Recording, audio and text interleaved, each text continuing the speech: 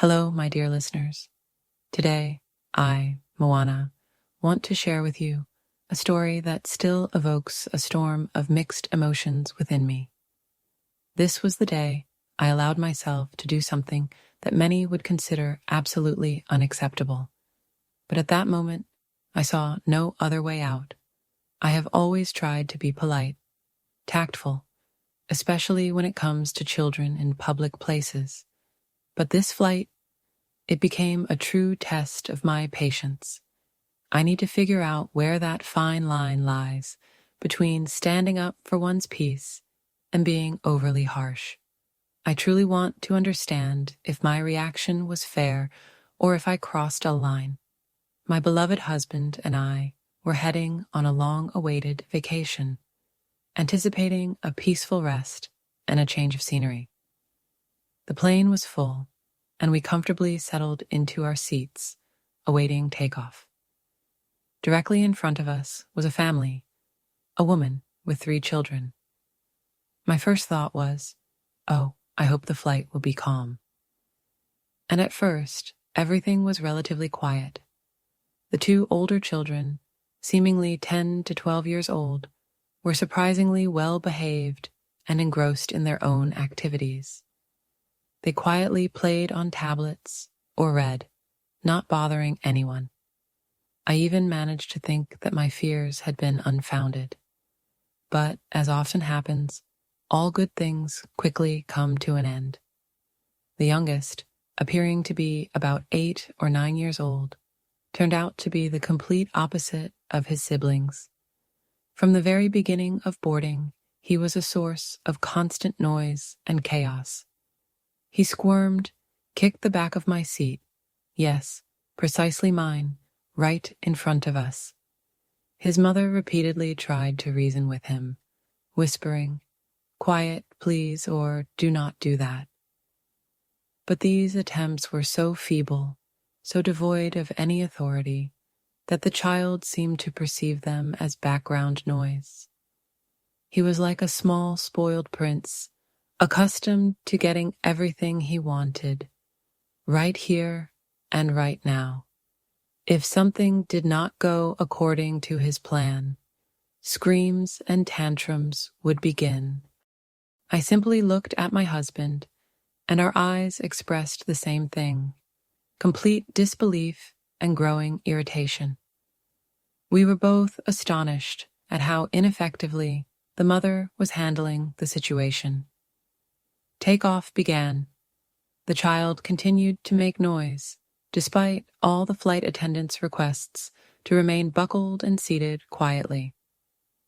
He constantly tugged at his seatbelt, shouting things as the plane gained altitude. It was like a test of endurance. As soon as we reached cruising altitude, he finally got his iPad.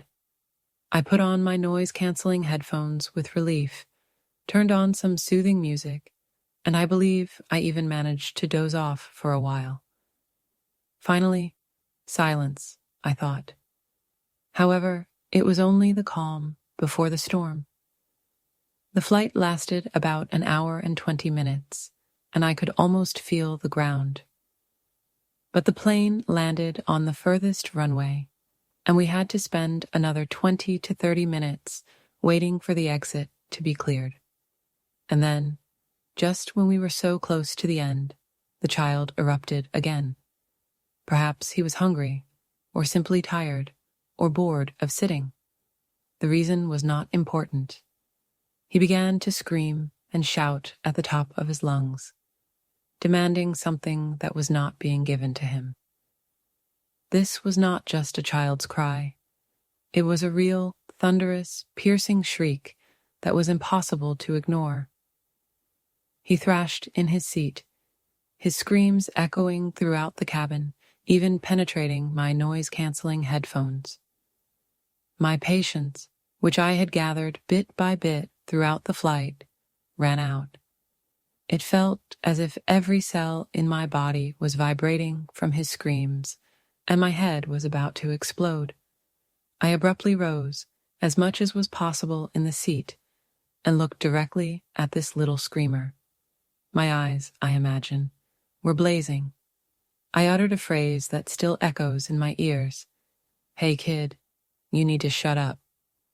It was said quietly, but with such firmness that I believe everyone around heard it.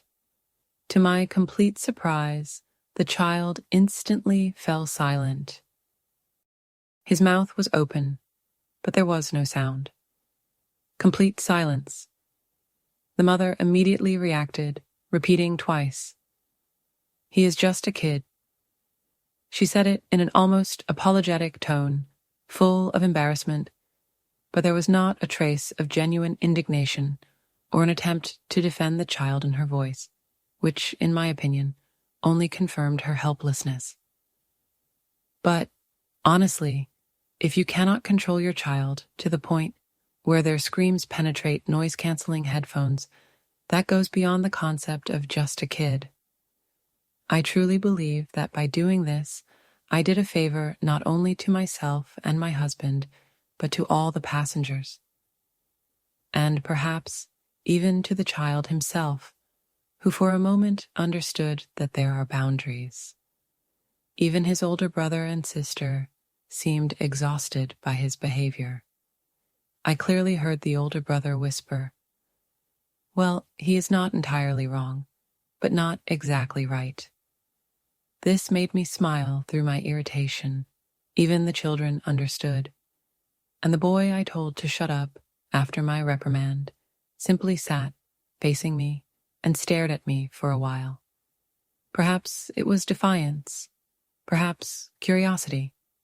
I do not think I caused him any psychological trauma.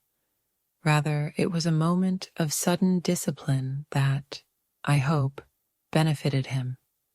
After the flight, discussing this situation with my husband, he mentioned that the child might have been much younger than I initially thought. He suggested he could have been only 4 years old.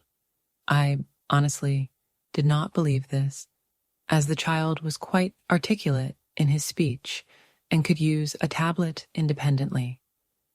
4-year-olds are typically not that advanced. But since I do not have children of my own, I left it open to speculation. Perhaps I was wrong about his age. I did not ask for his passport, after all. But even if he was 4, such behavior is still unacceptable.